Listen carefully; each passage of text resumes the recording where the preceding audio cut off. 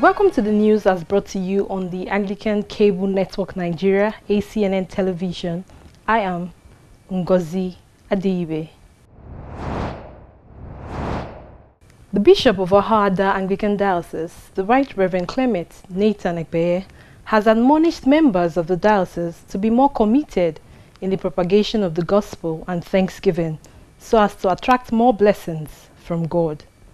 The bishop said this while speaking at the 2017 edition of the Diocesan Harvest Thanksgiving Service at the Cathedral Church of St. Paul, Ahuada in Ahuada East Local Government Area of Rivers State.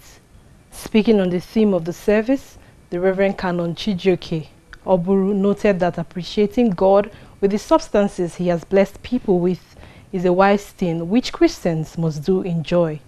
He, however, decried the attitude of some Christians who fail to offer sacrifices to God even after receiving divine blessings, urging them to have a change of heart, as according to him, thanksgiving attracts more blessings from God. On the national scene, the Minister of State for Petroleum Resources, Dr. Ibe Kachiku, and the Group Managing Director of the Nigerian National Petroleum Corporation, Dr. Maikanti Baro, appear to be in a brawl. Dr. Kachiku is said to have written to President Muhammadu Buhari, accusing the NNPC boss of practices that could jeopardize the federal government's policies aimed at repositioning the petroleum industry. In the letter dated August 30, which was said to have been leaked to the public, Dr. Kachiku complained to the president over what he considers as insubordination by the NNPC boss. An alleged copy of the letter, which is making the rounds on the internet, indicates that the minister is also unhappy with the manner in which recent changes at the NNPC were handled and accused Dr. Baro of humiliating the board. Dated a day after the NNPC announced a massive shake-up which affected 55 management staff, the minister said it wasn't the first time changes would be made without the board's input. He called on the president to intervene and save the office of the Minister of State from further humiliation and disrespect by compelling all parastatals to submit to oversight, regulatory mandates, and proper supervision, which he is supposed to manage on the president's behalf. He also called on President Buhari to save the NNPC and the oil industry from collapse arising from the above non-transparent practices and empower the board to do the needful. When newsmen contacted the Ministry of Petroleum Resources on the matter, the Director of Press in the ministry, Idan Galibi, said the memo was meant to be a confidential communication but expressed disappointment that it was leaked to the public. The World Bank has projected that up to $22 billion will flow into Nigeria in 2017 through diaspora remittances, noting that global remittance flow is set to recover this year after 2 consecutive years of decline. This was contained in the latest edition of the World Bank's Migration and Development Brief, released 3rd of October 2017. According to the statement, remittances to low and middle-income countries are on course to recover in 2017 after 2 consecutive years of decline. Diaspora remittance is money spent by a person in a foreign land to his or her home country. Due to the huge sums involved in recent years, such remittances are now being recognized as an important contributor to the home country's growth and development. The World Bank report states that buoyed by improved economic activity in high-income Organization for Economic Cooperation and Development countries, remittances to sub-Saharan Africa are projected to grow by a robust 10% to $38 billion this year. The region's major remittance receiving countries, Nigeria, Senegal and Ghana, are all set for growth. The region is also host to a number of countries where remittances account for a significant share of GDP, including Liberia 26%, Comoros 21%, and the Gambia 20%. Remittances will grow by a moderate 3.8% to $39 billion in 2018. Among major remittance recipients, the bank stated that India retains top spot with remittances expected to total $65 billion this year, followed by China, $61 billion, the Philippines $33 billion, Mexico $31 billion, and Nigeria $22 billion. The World Bank ascribed the recovery in remittance flows to stronger growth recorded in the European Union, Russian Federation, and the United States. The bank further revealed that the global average cost of sending $200 remained stagnant at 7.2% in Q3 of 2017. This was significantly higher than the Sustainable Development Goal target of 3%. After the break, Primates meeting opens in Canterbury. Please stay with us.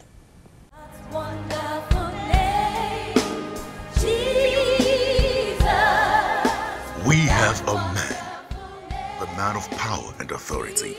The Divine Commonwealth Conference of Nigeria, DIVCON, of the Church of Nigeria Anglican Communion invites you to encounter the awaited and expected man of the gospel according to John 5:1-11 from 13 to 17 November 2017. National and global anointed men and women of God, saints and pilgrims, disciples and teachers will expound and receive the divine knowledge and healing of the man Jesus in every area of our lives through worship, praise, prayer and living testimonies. DIVCON venue, the National Christian Center, Abuja, at 8 a.m. daily. Online registration is ongoing at www.divcon2017.org and at accredited centers of the Church of Nigeria. Convener, His Grace, the Most Reverend Nicholas Oko, Primate of all Nigeria Anglican Communion.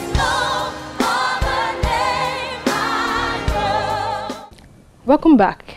If you just joined us, this is the news on the Anglican Cable Network Nigeria, ACNN Television. We encourage you to follow us on our social media platforms for our interesting programs and activities. Search and like us on Facebook, follow us on Twitter, and subscribe to our YouTube channel at ACNNTV.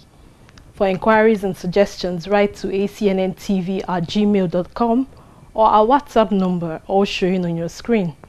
You can also be part of our news crew by sending us stories and pictures of events happening in your local church or diocese, and we promise to use them.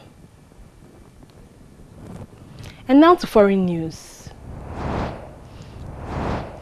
Zimbabwe police have arrested a journalist at a privately owned newspaper over a story claiming that President Robert Mugabe's wife, Grace, had donated second-hand underwear to supporters. Zimbabwe lawyers for human rights said that Kenneth Nyagani, a New Day journalist, was arrested on Monday night for allegedly writing and publishing a story over the donation of some used undergarments by First Lady Grace Mugabe. In its statement, the organization said that Nyagani was being detained in the eastern city of Mutare and is likely to face criminal defamation charges. The Newsday on Monday reported that a ruling ZANU-PF lawmaker, Isom Mufumi, had over the weekend handed out clothes saying they were donated by Grace Mugabe. Zimbabwe's worsening economic crisis has forced many people to resort to buying second-hand clothes, which are more affordable. The used clothes that include undergarments are mostly imported from Mozambique after being shipped from Western nations. Amnesty International has called for Nyagani's unconditional release, saying his arrest aimed at harassing and intimidating journalists. A new state-of-the-art media center for the Anglican Diocese of Egypt has been officially opened by Pope Tawadros II, leader of the Coptic Orthodox Church. The diocese is one of the 4 in the province of Jerusalem and the Middle East.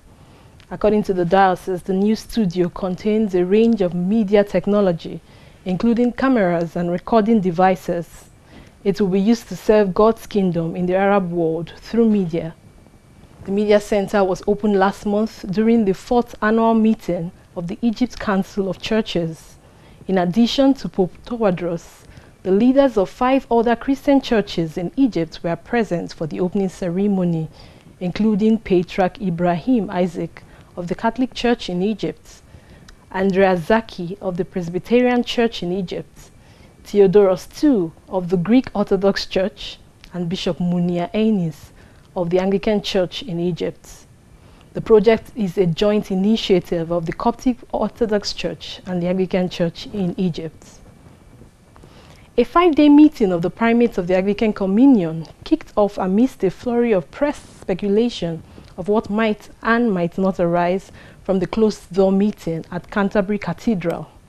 16 of the 39 primates and moderators of the Anglican Communion have been elected to their posts since the 2016 gathering in Canterbury. 3 primates who attended the last meeting, Archbishop Nicholas Oko of Nigeria, Archbishop Stanley Ntagali of Uganda, and Archbishop Onesphore Waji of Rwanda, stated they were boycotting the meeting in response to the failure of the Archbishop of Canterbury to honor the promises he made at the last meeting. 3 other primates are unable to attend, and a final count of who is present is expected sometime this week. The Anglican Church has disciplined its Scottish branch for deciding to allow same-sex couples to get married in its churches. The Scottish Episcopal Church voted in June to change its law on marriage, removing the reference to it being between a man and a woman. As a result, the first gay wedding in a UK Anglican church took place last month in Edinburgh, according to British media reports. But while the Scottish Episcopal Church followed through with its decision, which included a conscience clause for those ministers who do not want to officiate same-sex nuptials, it was also prepared for the consequences. The Most Reverend Mark Strange, Bishop of Moray, Ross and Caithness, and Premiers of the Scottish Episcopal Church, said during the primate meeting in Canterbury that in June the General Synod of the Scottish Episcopal Church voted to change its canon on marriage. This decision was to be their self-governing province of the Anglican Communion. He confirmed that this decision is one that has caused some hurt and anger in parts of the Anglican Communion. Archbishop Strange said that he anticipated receiving the same sanction as that handed out to the Anglican Church's US branch in January 2016 after it approved ceremonies for same-sex marriages, and that despite Tuesday's decision, the Scottish Episcopal Church will continue to play its part in the Anglican Communion. The Episcopal Church of the USA presiding Bishop and Primate Michael B. Curry and the primates of the Anglican Communion have organized a prayer meeting to honor the victims of the shooting in Las Vegas, Nevada. More than 50 people were killed and more than 500 were injured in a shooting on the Las Vegas Strip on Sunday evening, marking the worst mass shooting on American soil. The primates, while gathered at Canterbury Cathedral for their meeting this October, sent a message to Bishop Dan Edwards of the Diocese of Nevada to express their great distress when they learnt of the dreadful events in Las Vegas. They marveled at the scale of the loss of lives and the numbers of the injured. They prayed for the peace of the Lord Jesus Christ to be with the families and friends of those who have died, and for the many people who have been wounded, as well as everyone else caught up in the tragedy, including the emergency services. Church leaders in Korea and the United States of America have appealed for dialogue to replace the conflict between the two countries' political leaders. In separate moves, the National Council of Churches in Korea, which includes the Anglican Church of Korea and the National Council of Churches of Christ in the USA, which includes the Episcopal Church, are calling on politicians and Christians to push for peace. The primate of the Anglican Church of Korea, Archbishop Onesimus Dongsin Park, joined his counterparts from the Presbyterian, Methodist, Salvation Army, Evangelical Assemblies of God, Orthodox and Lutheran churches in a joint statement urging both sides to switch to dialogue.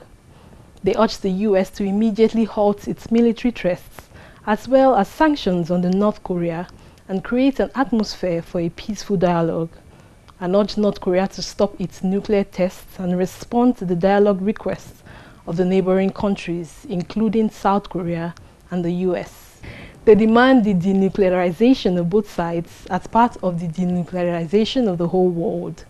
They also went further to ask the South Korean government to consolidate all its efforts to bring the US and North Korea to the table for dialogue, and to immediately dispatch special envoys to North Korea, the US, China, Russia, and Japan in order to de-escalate the present tension and seek ways for peace. The church leaders say that the dangers of war pose imminent threats to the Korean peninsula. And so that's it on the news as brought to you by the Anglican Cable Network Nigeria, ACNN Television. I am Ngozi Adibe. Thank you very much for watching, and God bless you.